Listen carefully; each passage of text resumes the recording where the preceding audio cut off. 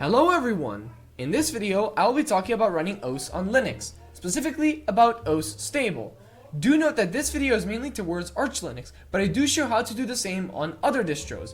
If you want to skip any sections, there are timestamps in the description and on the timeline. Everything I mentioned in this guide will be linked in the description under the timestamps. This video isn't perfect, so any criticism is welcome in the comment section. Without wasting any time, let's get right into it. First of all, why osu-winello over the other ways to install OS stable on Linux? Number 1, it's much more easier to install since it's automated. Number 2, it comes with updatable patched binaries for low latency audio, better performance, crash fixes, and more. Number 3, it uses YAL to run OS in Steam's runtime, providing great performance on every system without needing to download dependencies. Number 4, supports TOS and gosu memory with automatic installation. Number 5, support for Windows fonts pre-installed in Wine. And number 6, has built-in support for private servers and so on. Now let's get into the requirements.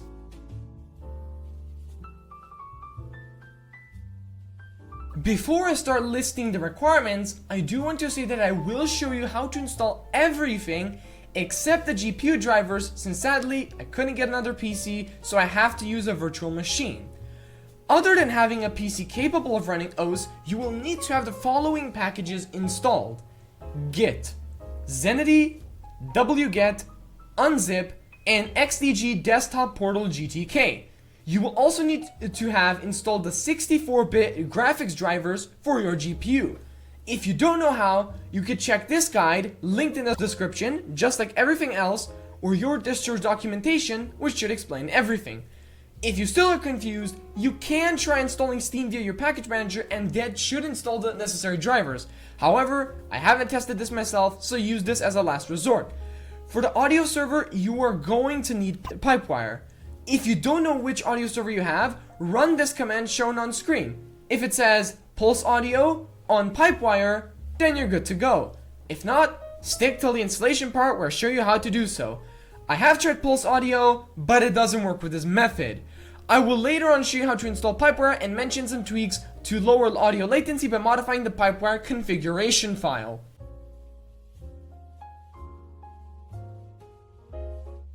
One more thing to mention before starting with the installation is the compatibility with different desktop environments. Generally, all desktop environments should work with no issues, and both Xorg and Wayland work. However, there might be some optional tweaks you can do to improve performance. I personally use Hyperland, and it works flawlessly. I recommend checking this section of the GitHub project.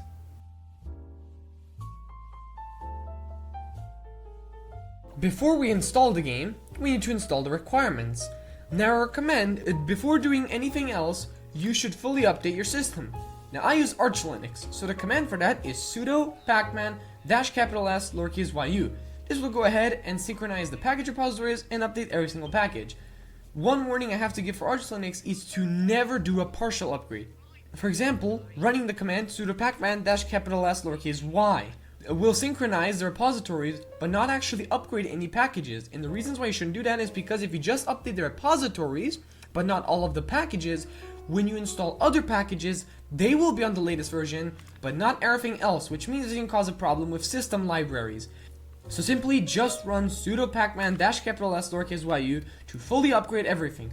For other distros, check your documentation, as sadly I don't know for other distros. Once you have fully updated your system, we can now install the requirements. All of the commands for very known distros are already on the wiki. Simply use the one that's for your distro. Since I'm using Arch Linux, I have to run sudo pacman -needed git zenity wget unzip xdg-desktop-portal-gtk. -s is the flag used to install a package using pacman, and -needed will go ahead and check which packages are already installed, and if installed, will not reinstall them, saving some time and potentially not resetting any configuration for those packages. On the website, the command is a bit different. Here it has -s_yu instead of -S. Since we have upgraded our system before, we could just use -S, which will just install the packages. Now if you have Pulse Audio, install Pipewire instead. On the wiki shown here on screen are the commands for all the distros needed. Simply run the commands for your distro. For Arch Linux, we need to first fully remove Pulse Audio by running sudo pacman -R lowercase dd Pulse Audio. Then to install Pipewire, run sudo pacman -S pipewire, pipewire-pulse, pipewire-pulse, and wireplumber.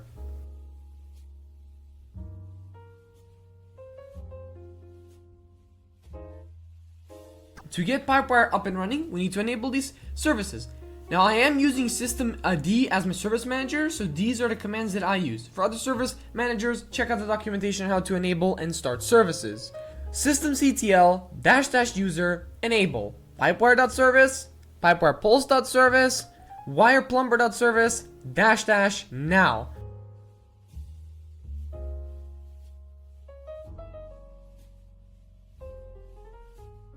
After you do this, I recommend restarting your system, as there is a chance Pipewire isn't fully initialized.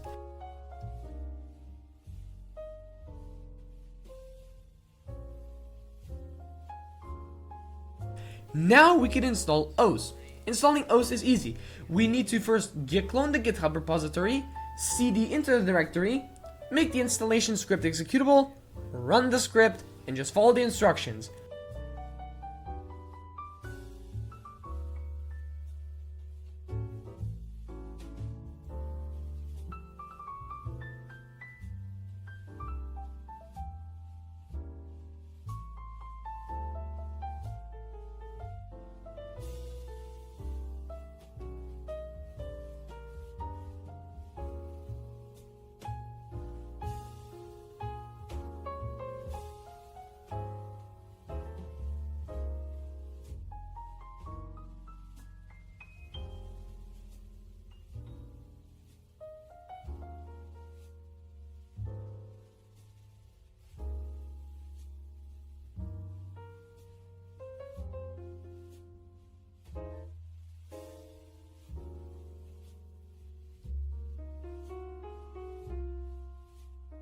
When it's finished, congratulations, you have successfully installed OS on Linux. You can run the game by either typing in osu-winello into the terminal. If it doesn't work, restart your terminal, or by searching for it in your application launcher. Unless you need a tablet driver or a bit of lower audio latency, you can pretty much close the video from here.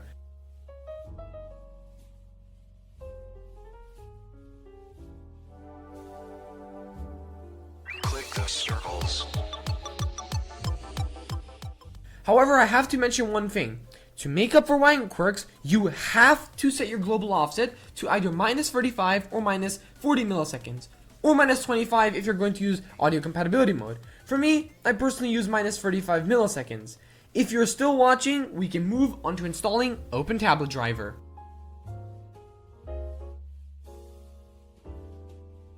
OpenTabletDriver is an open source cross-platform low latency user mode driver. It supports Windows, Linux, and macOS. Installing it is simple. Here are all of the distros supported. I have this page linked in the description, as for some distros, you'd need to download a file. I'll be showing the Arch Linux installation just like before. For Arch Linux, there are two methods for installing OTD. Number one, using an AUR helper, and number two, building the package manually. Usually it's better to use an AUR helper since it's easier, and you can easily update your AUR packages versus building the package manually.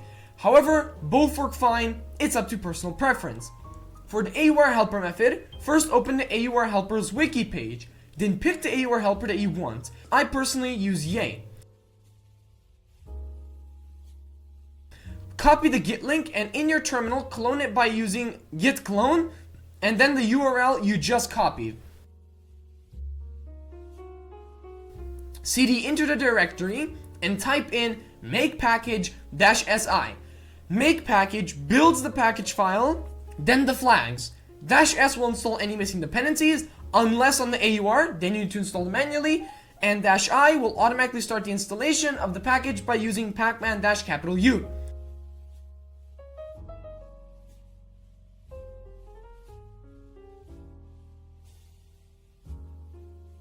Once installed, simply type the command needed to install an AUR package. For me, it's yay-S OpenTabletDriver. For others, check the documentation of your AUR helper. This will now install OpenTabletDriver.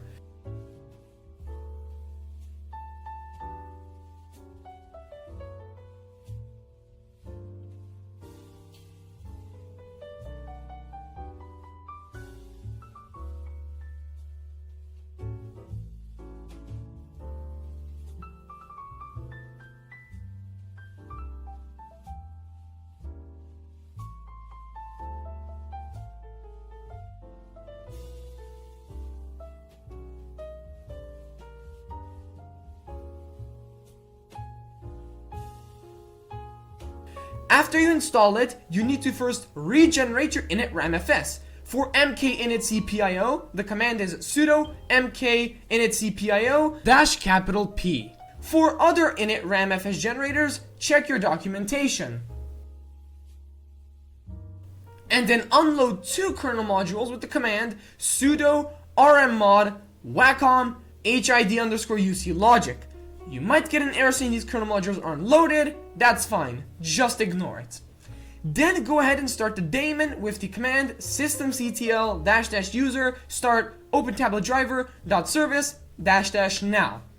Also, I recommend enabling the daemon to start on boot. To do that, using systemd, type in the command systemctl -user enable OpenTabletDriver.service --now. For other init systems, the command to execute on login is otd-daemon.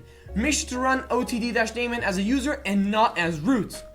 And the second method, building the package manually. First, clone the git file for otd. After that, cd into the new directory and run the command make package-si.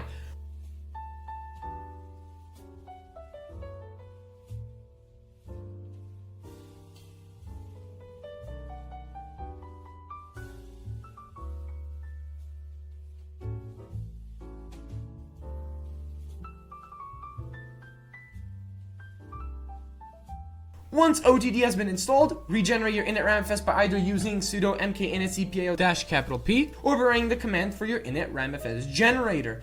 Then unload the 2 kernel modules by typing in sudo rmmod wacom hid_uc-logic. This error is fine to ignore. Now start the OTD daemon with systemctl -user start OpenTabletDriver.service --now.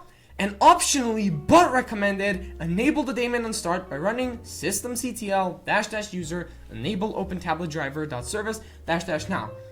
And that is it. You can now use OpenTabletDriver. Do note, with this method, you have to update OTD manually as opposed to using an AUR helper. Some things to mention before we move on to the next section. On the display section, this must be set to your full resolution regardless if you have 2 or more monitors, although this might depend on your desktop environment. You also need to use artist mode. As for absolute mode on X11 desktop environments, it should just work fine. However, on Wayland, you need to apply this fix. If you're using the GNOME desktop environment, then you must apply this fix as artist mode seems to have issues. For Hyperland users, apply this fix.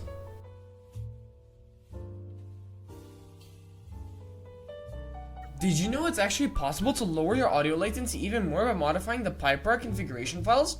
To do this, first check and see if the directory ~.config/pipewire exists. If it doesn't, run the command mkdir-p ~.config/.pipewire and cp-rv/user/share/pipewire/* and then ~.config/.pipewire.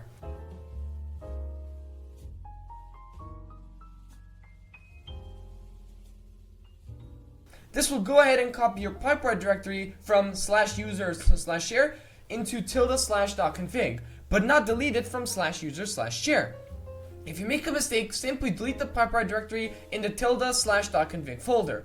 Once the command is finished, go into the new directory and open up the file pipewire-pulse.conf. In the config file, find where it says pulse.min.rec and pulse.min.quantum. If the lines are commented out, simply uncomment them by removing the hashtag symbol. The lowest possible value for these are 32 divided by 48,000. which will make your audio latency 0.67 milliseconds. However, there's a chance if you use this value, your audio will start to glitch out. If that is the case, try using the value 64 divided by 48,000 instead. Simply replace both of the values with either one and save the file. This next step is optional, but for even more lower latency, open up the file pipewire.conf in the same directory. Find the line default.clock.min-quantum in context.properties. If this is commented out, simply uncomment it like before. Change the value to 8 and then save the file.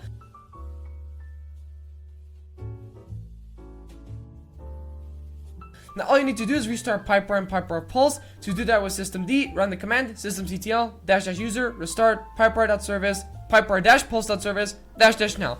And that is it!